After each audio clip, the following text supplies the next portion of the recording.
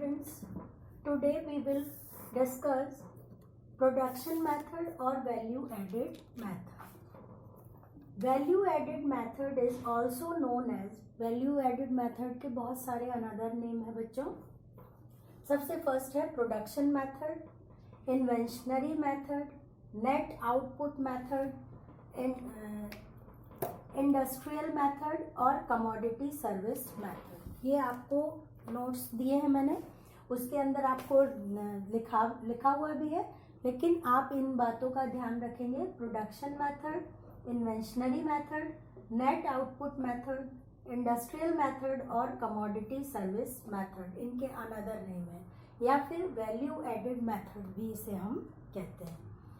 हमने previous lecture में discuss कर लिया था बच्चों कि ये सिंपलेस्ट मेथड माना जाता है नेशनल इनकम को कैलकुलेट करने के लिए, और मोस्ट ऑफ द कंट्रीज जो हैं वो नेशनल इनकम को प्रोडक्शन मेथड से ही मेजर करती हैं. ठीक है.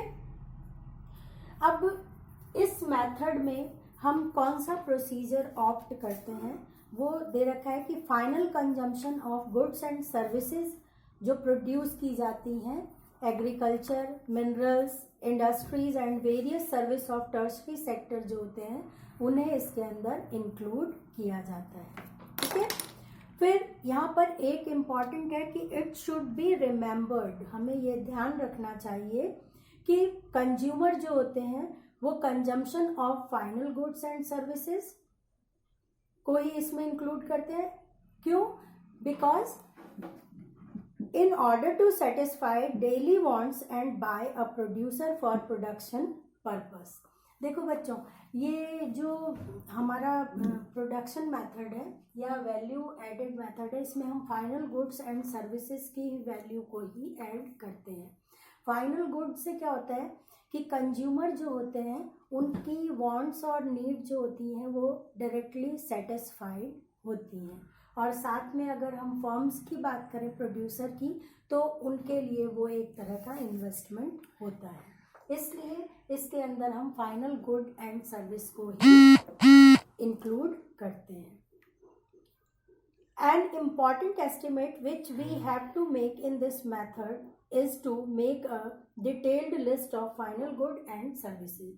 सबसे इम्पॉर्टेंट बात यह है कि हम एक लिस्ट बनाते हैं कि फाइनल गुड और सर्विस कौन कौन सी होती है, और जिन गुड्स और सर्विसेज को हम उसमें मेंशन करते हैं उसी की प्राइस को हम क्या करते हैं, क्वांटिटी से मल्टीप्लाई कर देते हैं. ये आपको मैंने जब कॉस्ट निकालना सिखाया था तो उसमें आपको बताया था कि हम कैसे निकालते हैं, क्वांटिटी को प्राइस से, पर यूनिट प्राइस से मल्टीप्लाई करते जाते हैं और फिर उसके टोटल को हम जीडीपी में ऐड कर लेते हैं. ठीक है. फिर आपके टेबल दी हुई है, इस टेबल को अगर आप देखेंगे तो गुड्स, नेम ऑफ सर्विसेज दे रखे हैं, ABCDE, ये अलग अलग गुड्स हैं और सर्विसेज मान लो, और क्वांटिटी दी हुई है 20, 30, 10, 40, 10, और मार्केट वैल्यू दी हुई है. तो हम प्राइस कैसे निकालेंगे, 20 को 2 से मल्टीप्लाई करेंगे 40 आ जाएगा, 30 को 8 से मल्टीप्लाई करेंगे 240 आ जाएगा, 10 को 6 से 60, ऐसे ही करेंगे और फिर इन सब का टोटल करेंगे तो हमारा जीडीपी आ जाएगा. ठीक है. यानी गुड्स की क्वांटिटी को उसकी प्राइस से मल्टीप्लाई करने के फिर सम अप कर देते हैं, यानी टोटल करते हैं तो हमारा जीडीपी आ जाता है.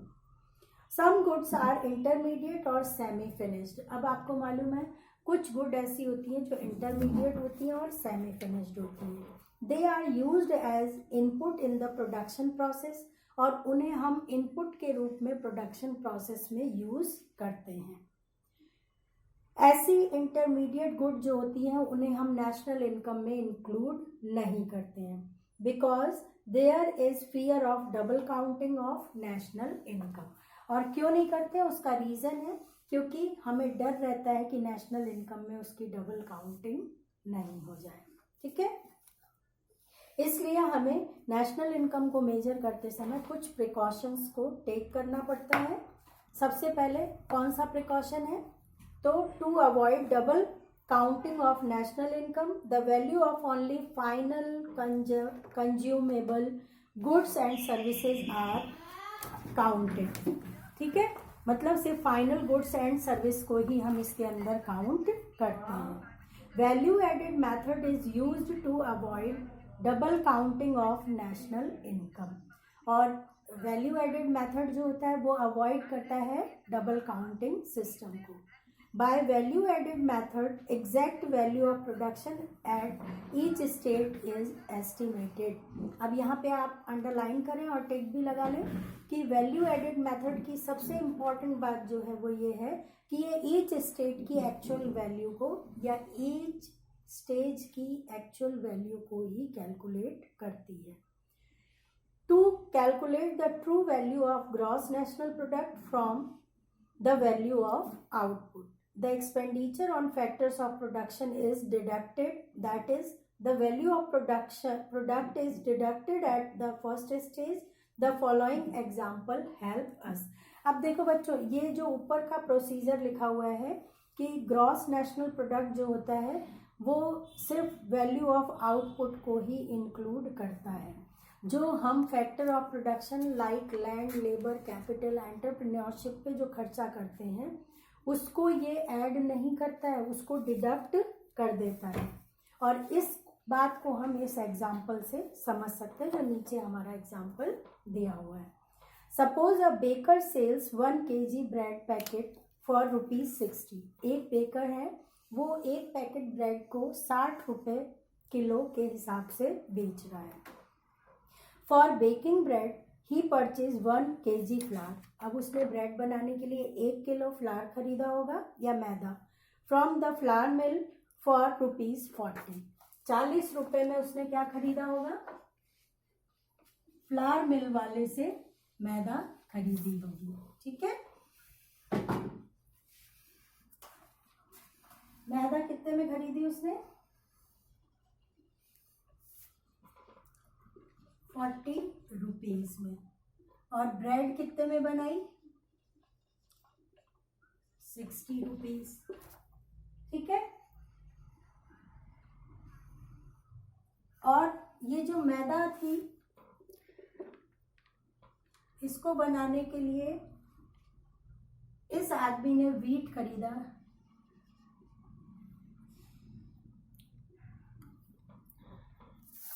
30 रुपये में, 30 रुपीज। ठीक है, in this situation it will be fallacious to add to total value of bread the flour and wheat for 1 kg each 60, 40, 30 equals to, अगर हम इन्हें ऐड करें तो क्या हो जाएगा? 130 रुपीज हो जाएगी।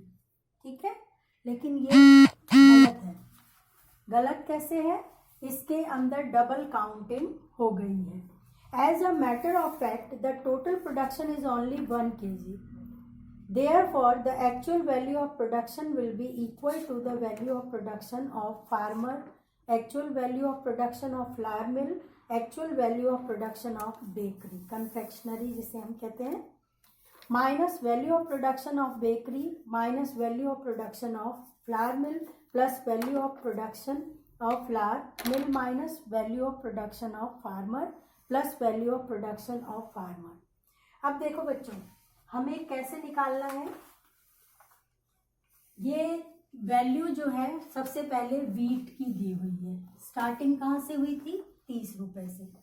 अब इस 30 रुपये में से 30 रुपये का गेहूं लाकर इस मिल वाले ने उसको पीसा और उसकी पिसाई पे खर्चा कितना हुआ? 10 रुपये। कैसे पता चला हमें?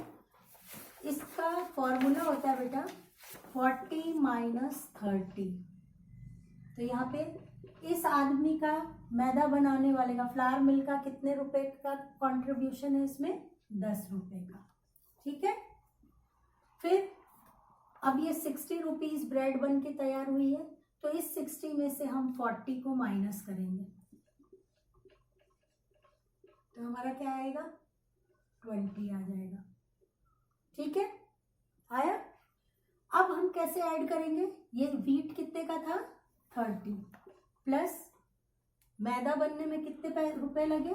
10, और मैदा से ब्रेड बनने में कितने पैसे लगे? 20। तो हमारा कितना आ जाएगा? 40 प्लस 20 60 आ गया ना, और ब्रेड की वैल्यू कितनी है 60 है। इट मीन्स कि हमें value of output final good की वैल्यू को ही हम जीडीपी में ऐड करते हैं। अगर हम मैदा की, वीट की, सबकी वैल्यू को ऐड अलग अलग कर लेंगे तो हमारी ये डबल काउंटिंग हो जाएगी। आप ये देखो 130 रुपीज़ आ रही है ना, तो और एक्चुअल इनकम हमें कितनी हुई है 60 रुपीज़ ही हुई है। इसीलिए वैल्यू एडेड मेथड से हम जब निकालते हैं तो हर आदमी के कंट्रीब्यूशन को हम उसके अंदर ऐड करते हैं। अब अगर आप ये समझने के बाद इस लाइन को दोबारा पढ़ेंगे, as a matter of fact the total production is only 1 kg, therefore the actual value of production will be equal to value of production of farmer plus actual value of production of flour mill plus actual value of production of bakery. अब देखो actual value bakery flour mill वाले की कितनी थी 10, actual value bakery वाले की कितनी थी 20, और एक्चुअल वैल्यू फार्मर की कितनी थी 30।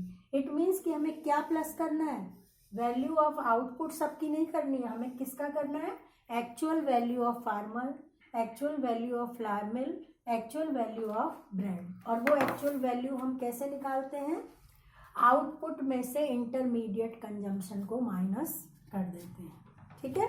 और इस तरीके से इस प्रिकॉशन को हमें अपने माइंड में रखना होगा, अदरवाइज हमारी टोटलिंग कैसी आ जाएगी, गलत आ जाएगी। इसे हम कहते हैं वैल्यू एडेड मेथड। बहुत सिंपल मेथड है ये, और इसीलिए इस मेथड को ज़्यादातर कंट्री ने, ऑलमोस्ट कंट्री ने यही वाला मेथड ऑप्ट किया हुआ है। अब वैल्यू एडेड कैसे निकालेंगे, तो उसका फॉर्मूला होता है value of output minus intermediate consumption. Value of output हमारी यहाँ पे क्या थी 40, ठीक है, और इंटरमीडिएट कंजम्पशन क्या था, वीट था, तो उसको माइनस करेंगे तो हमारा वैल्यू ऐड आ जाएगा। 30 में कौन सी वैल्यू ऐड होगी 10। ऐसे ही वैल्यू ऑफ आउटपुट हमारी क्या है, ब्रेड 60 रुपीज़, उसमें से इंटरमीडिएट कंजम्पशन 40 को हम माइनस करेंगे, हमारा आ जाएगा 20, और इन सारे एक्चुअल को हम प्लस करेंगे तो हमारी रियल जीडीपी आ जाएगी, यानी एक्चुअल में जो जीडीपी होगी वो हमारी आ जाएगी। ये हमारा था प्रोडक्शन मेथड और value added method. That's all for today.